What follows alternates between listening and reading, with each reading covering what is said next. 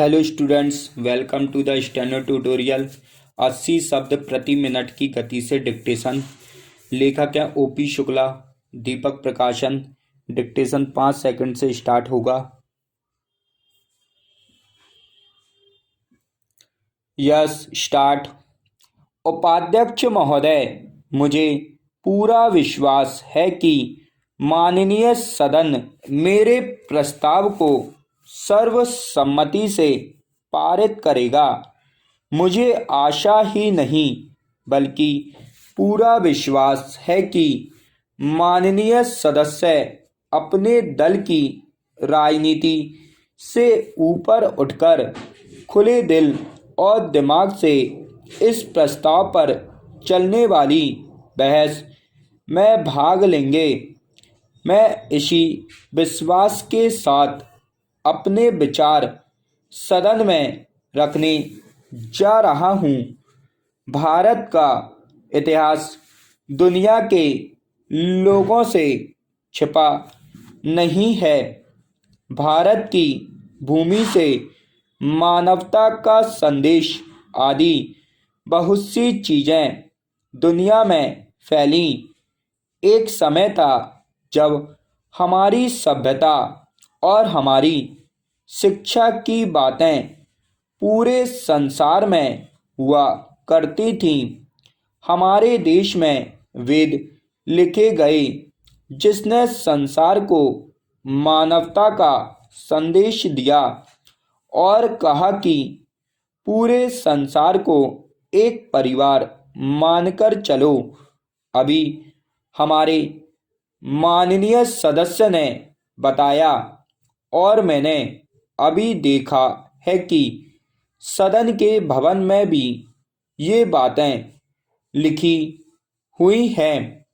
मैं यह अभिमान तो नहीं करता कि विद्वान केवल भारत में ही हुए, लेकिन शिक्षा के क्षेत्र में हम संसार के गुरु रहे हैं। हमने ही 4 अच्छी परंपरा संसार को दी। यदि इसी को मान लिया जाए तो पूरे संसार की जनसंख्या की समस्या हल हो जाती है, लेकिन दुर्भाग्य से वह भारतवर्ष जिसकी शिक्षा ने पूरे संसार को प्रभावित किया, वही जाति की बुराई का शिकार हो गया। हो सकता है कि किसी समय इसकी आवश्यकता रही हो। मैं उस विषय पर आज यहाँ कुछ नहीं कहना चाहता, लेकिन निश्चित रूप से जिस समय हमने यह निश्चय कर दिया कि हरिजन भाइयों को शिक्षा ग्रहण करने का अधिकार नहीं है, वेद पढ़ने का अधिकार नहीं है, उसी समय से हमारा पतन आरंभ होता है। हमारा पतन यहाँ तक हुआ कि हमने गुलामी की एक लंबी यात्रा की।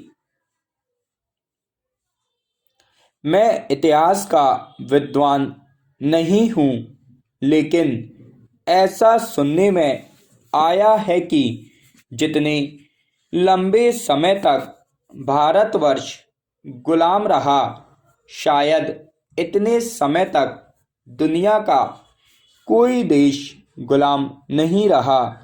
थोड़े से अंग्रेजों ने ही हमें गुलाम बना लिया था, लेकिन उस अंधेरे में एक उजाला आया। कोई 200 वर्ष पहले शिक्षा के बारे में सोचा गया। अंग्रेजों को इसकी आवश्यकता इसलिए थी कि भारत को लंबे समय तक गुलाम रख सकें। उन्होंने एक ऐसी शिक्षा प्रणाली चलाई जिससे कि उनको सस्ते क्लर्क और सरकारी नौकर मिल सकें। स्टॉप।